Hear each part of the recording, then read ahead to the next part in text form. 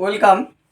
SLST নিয়ে কোর্টের সেই বিচার ব্যবস্থা, 10 নম্বরের অভিজ্ঞতার নম্বর, সব কিছু যেন কেমন একটা চলছে, অর্থাৎ শেষ হয়েও যেন শেষ হইল না, এরকম একটা ব্যাপার চলছে। জানেন আপনারা যে আজও 10 নম্বরের অভিজ্ঞতার নম্বর যে বিষয়টা, সেটা থাকবে কি থাকবে না তা নিয়ে কিন্তু একটা হিয়ারিং ছিল আমাদের কলকাতা হাইকোর্টে জাস্টিস অমৃতা সিনহার বেঞ্চে। কিন্তু অনেক অপেক্ষা করে সবাই ছিল, আপনারাও ছিলেন, আমরাও ছিলাম, আমিও ব্যক্তিগতভাবে ছিলাম। অনেক কিছু করার পর কোর্ট থেকে আমরা সাধারণত যেটা পাই, সাধারণ জনগণ একটা তারিখ পেয়েছি আমরা। হ্যাঁ, আমরা রায় পাই না পাই, তারিখ পেয়েছি। আজকে 3 ফেব্রুয়ারি ছিল, আবার 10ই ফেব্রুয়ারি এটা শুনানি হবে, সেদিনও হয়তো আবার একটা তারিখ পাবো, যেটা আমরা পেয়ে থাকি। যাই হোক, আমাদের বিচার ব্যবস্থা মহান, তার প্রতি আমরা অবশ্যই শ্রদ্ধাশীল থাকব।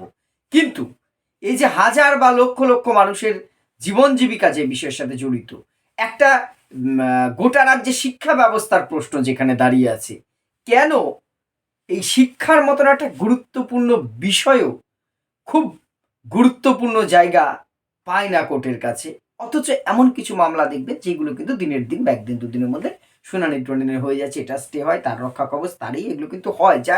যাই হোক না কেন, এক্ষেত্রে হয়তো আমাদের ব্যবস্থার কাছে শিক্ষা অতটাও গুরুত্বপূর্ণ একটি বিষয় নয়। কিন্তু এই 10 নম্বরের মামলাটার উপর কিন্তু অনেক কিছু নির্ভর করছে। কোর্ট একটা জায়গায় যদি ঝেড়ে কেসে দেয় যে হ্যাঁ বাবা, 10 নম্বর যেভাবে যা প্যানেল হয়েছে, এসএসসি যেটা করেছে এটা বৈধ, তাহলে দেখুন যারা প্যানেলভুক্ত হয়েছে তারাও দুর্নীতিমুক্ত। আবার যারা 10 নম্বর বাতিল হলে আমি প্যানেলে আসতে পারি, এই আসনে অনেকেই রয়েছেন, যেহেতু একটা সিদ্ধান্তে আসেনি, তারাও একটা সিদ্ধান্তে আসতে পারে যে ঠিক আছে, এটা যখন কোর্ট বৈধ বলে দিয়েছে আর আমাদের কিছু নেই, আর করার নেই, আমরা নেক্সট যে কোনো বিষয় নিয়ে আবার খাটাখাটনি শুরু করি, এটা ভবিষ্যৎ প্ল্যান বি রেডি করি। কোর্ট কোনো কিছু কিন্তু ক্লিয়ার করছে না, অর্থাৎ ক্লিয়ার আজও কিন্তু হয়নি। সত্যি এই কথাগুলো বললাম, খুব দুঃখ থেকেই আসছে বিষয়টা নিয়ে যা চলছে স্কুল সার্ভিস কমিশনের। সত্যি আপনি কি বিরক্ত নন বলুন তো? আমি কিন্তু খুব বিরক্ত, সত্যি বলছি। মানে একটা কিছু ফয়সলা হয়ে এদিকে একাদশ দ্বাদশের মেরিট লিস্ট বেরিয়ে, না আছে স্কুল লিস্ট, না আছে কাউন্সেলিং, ওদিকে নবম দশম শীত ঘুমে চলে গেছে, গ্রুপ সিডি পরীক্ষার দূরের দিয়েছে, জানি না সেখানে কি হবে, তারপরে ভোট আছে। অথচ এই যে 10 নম্বরের অভিজ্ঞতা, যার কিন্তু বিরাট প্রভাব এই প্যানেলে পড়েছে, এবার এখানে হাজারবার একটা প্রশ্ন, অনেকে কমেন্ট করবেন 10 নম্বর বাতিল হোক, আবার কেউ বলবেন কেন বাতিল হবে। দেখুন, আমি একটা কথা প্রথম দিন থেকে বলেছি, আমি পক্ষে বিপক্ষে কোনো কিছু না, আমি এ পক্ষের নই, আমি ও পক্ষের নই, আমি স্ট্যান্ড প্রথম দিন ডে ওয়ান থেকে একই জায়গায় ছিল। যদি 2016-র যারা টেন্টেড নন, যোগ্য, তারা 10 নম্বর পেলে কোনো আপত্তির জায়গা থাকার কথা নয়। যোগ্য, টাকা দিয়ে চাকরি পেয়েছে তাদের কথা কিন্তু বলছি না, তারা পেলে কোনো আপত্তি নেই। কিন্তু অন্য অন্য সবাই যদি পায়, সেক্ষেত্রে অবশ্যই ফ্রেশাররা বঞ্চিত হয়েছেন, এটা নিয়ে কিন্তু কথা উঠতেই পারে। সেই 10 নম্বর বাতিল হলে বহু ফ্রেশাররা আসতে পারতো। কিন্তু এটা আমার বা আপনার চাওয়া, আমার বা আপনার ইচ্ছার উপরে কিছু নির্ভর করছে না। স্কুল সার্ভিস কমিশন এটা রুলস করেছে, সেই অনুযায়ী তারা পরীক্ষা নিয়েছে। এবারে যেটা এখন, এটা কোর্টের বিচারাধীন রয়েছে, কোর্ট যা সিদ্ধান্ত নেবে সেটা কিন্তু আমরা সবাই মানতে বাধ্য, একজন নাগরিক হিসেবে আমাদের মানতেই হবে।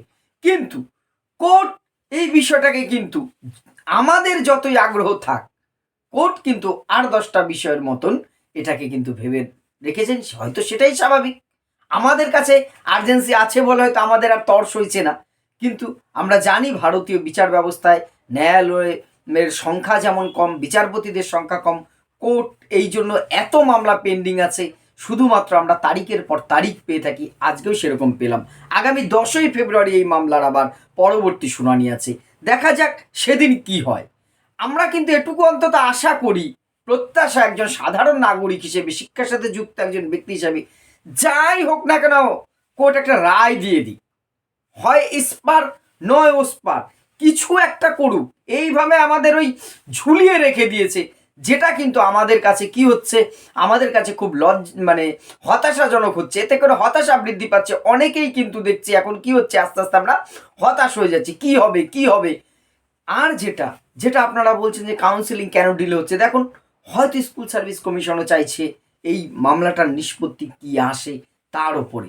আজকে জাজমেন্টটাই কিন্তু জাস্টিস প্রথম দিকে একটি কথা বারবার বলেছেন যে বিষয়টা নিয়ে কিন্তু তার খুব একটা পজিটিভ দৃষ্টিভঙ্গি চোখে পড়েনি। তবে দেখুন, হেয়ারিংয়ে বিভিন্ন পর্যবেক্ষণ যা যেটা করে তার সবসময় যে রায়ে তার প্রভাব পড়ে তা কিন্তু নয়।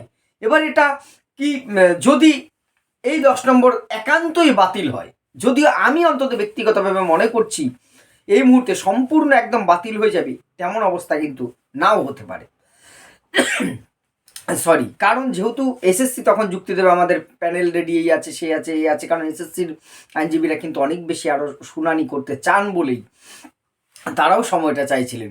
ফলে স্কুল সার্ভিস কমিশন চাইছে অন্তত এটা দেখে তারপরের সিদ্ধান্ত নেবার জন্য। দেখুন, কাউন্সেলিং মেরিট লিস্ট হয়েছে, এখনও যদি রিপ্যানেল করতে হয় তবু একটা বিষয়, যদি কাউন্সেলিং হয়ে যায় স্কুলে যোগদান করার মতন পর্যায়ে চলে আসে তাহলে কিন্তু সে 2016 মতন যে প্যানেলটা বাতিল হলো তেমনই কিন্তু একটা বিপর্যয় আবার সামনে পড়তে হতে পারে। আমি জানি না, এটা আমার অনুমান, কিন্তু কোনো তথ্যসূত্র থেকে আমি এটা বলছি তা নয়। ফলে স্কুল সার্ভিস কমিশন বা এসএসসি হয়তো দেখে নিতে চাইছেন যে এই যে নিয়োগ প্রক্রিয়াটা এই হাইকোর্ট কি রায় দেয় তাদের কথা শুনে না পিটিশনার যারা আছে তাদের কথা শুনে, সেইটা দেখে হয়তো তারা এগোতে চাইছে। এই জন্যই কি কাউন্সেলিংটা দেরি হচ্ছে, স্কুল লিস্টটা আজও প্রকাশ হচ্ছে না, ওদিকে নবম দশমেরটা ওইভাবে পড়ে আছে। সব কিছু নিয়ে কিন্তু এসএসসি যেন একটা সেই স্লগ ওভার চলছে, মানে T20 তারপরে ওয়ান ডে, এখন যেন টেস্ট, তাও সেই মেরে টেস্ট চলছে, কোনো উইকেটও পড়ছে না, রানও আসছে না, জাস্ট ক্রিজে পড়ে আছে দুজন ব্যাটসম্যান আর বোলাররা সারাদিন বল করে যাচ্ছে। সেই রকম ম্যাচের যে অবস্থা হয় আমাদের স্কুল সার্ভিস কমিশনের অবস্থাটা যেন সেরকম হয়েছে, কিন্তু আমরা তো এটা দেখতে চাই না। বেকার ভাই বোনেরা এই রায়ের দিকে, এই চাকরিটার দিকে তাকিয়ে আছে। 2016 যে সমস্ত যোগ্য শিক্ষক শিক্ষিকারা চাকরিহারা হয়েছেন কিছু জনার দুর্নীতির কারণে, তারাও কিন্তু এই রায়ের দিকে তাকিয়ে আছেন কবে তারা মানে তাদের সে কলঙ্ক মুক্ত হবেন সেটার চিন্তা যেমন করছেন। আর একজন ফ্রেশার ভাই বোন কিন্তু সবাই সেটাই চিন্তা করছেন কবে আমি একটি স্কুলে যোগদান করব, সেই মনের মধ্যে যে লালিত স্বপ্নটা আছে সেটা কবে পূরণ করতে পারবো, সেই চেষ্টা কিন্তু তারা করছে। অথচ সব কিছু বিষয়টা যেন একটু স্লো হয়ে যাচ্ছে। আর আমাদের আর্জেন্সিটা আরও বাড়ছে এই কারণেই, যে কোনো দিন সামনে হয়তো ভোট ঘোষণা হয়ে যাবে। ভোট ঘোষণা হলে টোটাল প্রক্রিয়াটা কোন দিকে যাবে, কি হবে, আমরা যতই যা বলি না কেন একটা সংশয় তো থেকেই যায়। দেখুন, আমি আবারও বলছি, আমি চাইছি বা আপনি চাইছেন বলেই 10 নম্বরটা কাল বাতিল হয়ে যাবে 10 তারিখে, এটা কিন্তু বলবার উদ্দেশ্য আমার নয়। সেটা আমি অনুমানও করতে পারছি না, বা আমার চাওয়ার ওপরে কিছু নাই। আমার চাওয়া ব্যক্তিগতভাবে যদি বলেন, আমি এটাই চাইবো যোগ্যরা যাতে নির্বাচিত হতে পারেন, সেটা দরকার। যদি দুটো প্যানেলকে প্রথমেই আলাদা করে দেওয়া হতো তাহলে আজকে হয়তো এই সমস্যাটা হতো না। দেখা যাক, আগামী 10ই ফেব্রুয়ারির হিয়ারিং আছে, সেখানে কি আশা করব কোর্ট অন্তত একটি রায় দেবে যাতে করে আমরা একটা সফল প্যানেল দেখতে পাই এবং দ্রুততার সাথে নিয়োগ হতে পারে। প্যানেলটা যাতে আর ভুক্তভোগী আমাদের না হতে হয় সেই অপেক্ষায় আমরা করব। এবার দেখা যাক ভবিষ্যতে কি হয়। আপনাদের মূল্যবান মতামত অবশ্যই কমেন্ট করে জানাবেন। ধন্যবাদ।